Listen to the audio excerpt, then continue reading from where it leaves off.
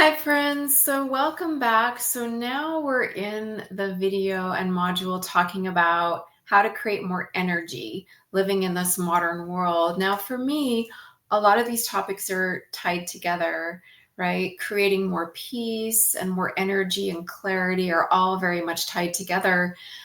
For instance, if you are taking care of your nutritional needs, and that's going to be different for everybody. Not only will that help to improve your energy, but that can help to create more peace in your body and clarity in your mind, for instance. So for me, I have to eat really, really cleanly, and it really, really helps me with all three: peace, energy, and clarity, mental health, all of it.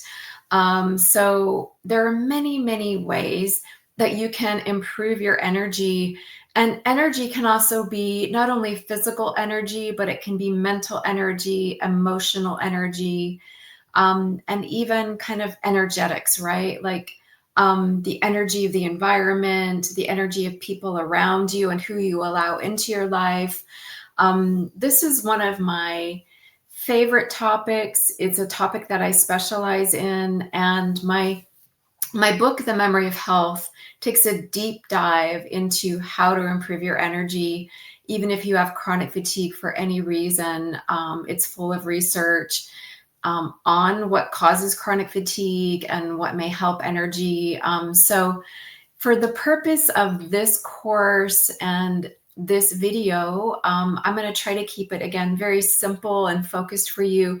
I am including a bonus video in this course from my other course called Executive Energy, where I talk about some of my top tips that can help improve energy in terms of work and kind of creating that productivity and all of that good stuff. So you will see that bonus here in this course. But today, and for this video, let's talk about how to improve energy in a more kind of general way. And again, I was mentioning nutrition. That is one of the foundations that can really help energy. Also, really good sleep and deep sleep can really help to improve your energy. Managing your stress during the day can really help to improve energy and also help you sleep deeper at night. And also creating really good connections. So let's talk about nutrition first. And again, I want to keep this really simple. You will see more in the notes here in this course. And of course, feel free to talk about this in our group for this course and in the My Daily Well app. But nutrition is really important. It is a foundation, and there are a couple things I want to say about nutrition. It's really important to not only fortify your body, and again, it's going to be a little different for everyone in terms of what foods work for you, and you do have to experiment with it sometimes, but it's also really important to avoid irritants that could be impacting your energy, even in terms of creating inflammation in your body. Inflammation is tied to fatigue. So for instance, on both fronts, foods that really work for me and give me energy are like green superfoods, for instance, like spirulina, chlorella. Of course, you want to have a really balanced diet, but it can be important to kind of experiment and see like what foods really make you feel good, and when you have energy, right? And not like that jacked up energy that can come from stimulants. Now, I do use a little bit of stimulation, but I try to really emphasize supporting my body with nutrition first. And then it's important to watch stimulants because they can also make you use your energy at a faster rate. In terms of irritants, a good example for me would be alcohol. My body is very sensitive to alcohol. It can't process it. So for my body, that would be considered an irritant, and it most definitely contributes to fatigue in me, even for a couple of weeks if I've consumed it. So, and again, caffeine is another really good example. Again, I can handle a very, very small amount of caffeine, but it also depends on the way it's delivered and the amount and the dose. So there's a saying where kind of the doses or the dose and delivery can make a difference in terms of whether it's usually this is related to medication or something that you're using therapeutically, but the dose makes the difference, right? So think about that in terms of anything that you're ingesting. And of course, if you're working with a practitioner, it's also really important, even when you're working with someone, to really listen to your body. Is your body accepting this nutrition or supplement or whatever it is? Or are you noticing some fatigue? Sometimes we have to slow down and really tune in to what our body is saying to us. And you're going to see here in some of the bonuses that I've added on mindfulness that one of the practical ways to use mindfulness as a wellness tool is to really, really slow down and listen to what your body's saying to you.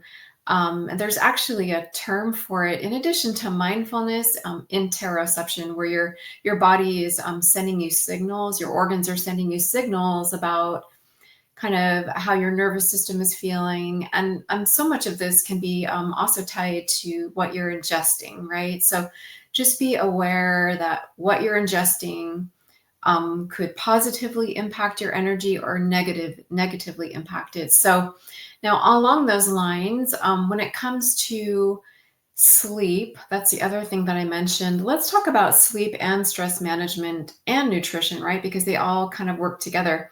If you want to get good sleep, nutrition is really going to help. Making sure that you're getting those foods that have, let's say, for instance, minerals in them, like magnesium, like your leafy greens, for instance. Again, if you're eating a really well-balanced diet that is rich in nutritional value, that can help you sleep deeper. But sleep is so important for so many reasons. It's that deep sleep that we all need that really makes a difference in terms of, that's where your energy also really comes from, is that deep sleep. And also in deep sleep, your brain is literally cleaning itself. Your memories are getting consolidated. So there are a lot of reasons to really aim to get good sleep. And I know it can be two different things, right? To aim for good sleep and to not necessarily get good sleep. Think about it this way. When it comes to energy in general, think holistically. Think about everything that you're doing in your life, whether it's what you're eating, how you're managing your stress during the day.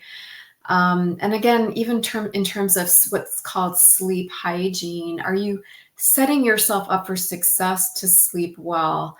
Are you dimming the lights at night? Are you doing your best to stay off tech, or keeping those lights lower on your tech?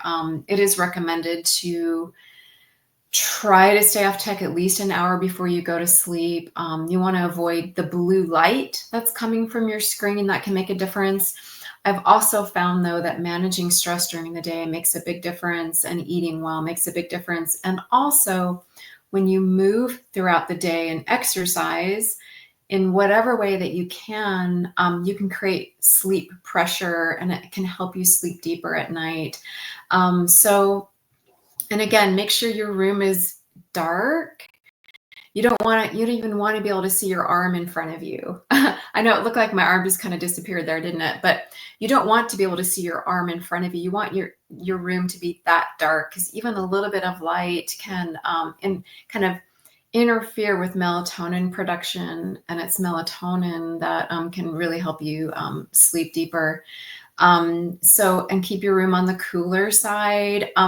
You've probably read a lot of this already, but again, so many people are having trouble sleeping that it's worth, if you're still having trouble, maybe allow yourself to take a deeper look at what might be interfering with your sleep. And sometimes we have to be honest with ourselves in a gentle way, right? About what we're consuming in terms of nutrition, and are we really setting ourselves up for success for sleep at night? Are we really managing stress? And it's all in a very gentle way and in a compassionate way. Changing health habits is first and foremost about self-compassion. And then it can get into setting intentions to change habits and cultivating a mindset where you have a more of a growth mindset and you want to give yourself the best and do everything you can to take care of yourself. And sometimes there are other issues involved too. Maybe you need to see a sleep specialist. But there is often a lot that you can do. And sometimes we have to be a detective, right? A health or wellness detective, and kind of really maybe try to piece together the puzzles of maybe why we're not sleeping so well. And then managing stress during the day can make a huge difference, not only in terms of how you sleep, but it helps your nervous system and it creates that internal sense of peace that we were talking about. So kind of tying this to the video in terms of creating more peace, think about all the different ways that you personally can manage stress in your life that work for you.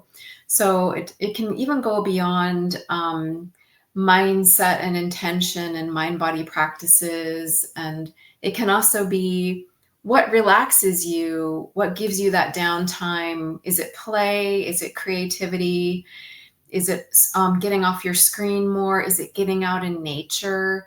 Anything that's going to help manage your stress is a good thing. And it's again comes back to practices and habits of incorporating those in, building them in so they become second nature to you.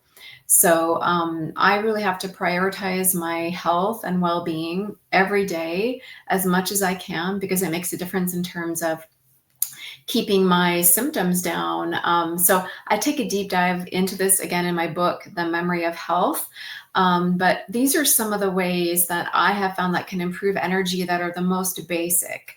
And again, there's so much more that you can do. And I do go into much more detail in my book. And I'll probably talk a lot about this in our app as well, My Daily Well. I've created a lot of content around what improves energy, and of course, there's my book. But one more thing, I mentioned community. This can also help improve your energy and also peace. Is making sure that you're connected. We are social beings, and it's super, super important to make sure you're connected. So reach out to people. There's no such thing as a perfect relationship. I don't believe in toxic relationships. If something is toxic, that's one thing, but imperfect relationships are, it's kind of, we're all doing our best, and we are, I believe, again, facing unprecedented times. There's a lot of stress, but let's lean on one another more to help each other create more peace, more resilience, more energy, more calmness, reduce our stress, and even, of course, improve mental health. Reaching out to other people improves your mental health too, and can even, all of that can improve and relate to your clarity and focus, and really expanding your world, expanding possibility and growth, which we'll talk about in the final official video, which is how to improve your clarity and all of that good stuff. So I'll see you in the next one, and I hope this helps.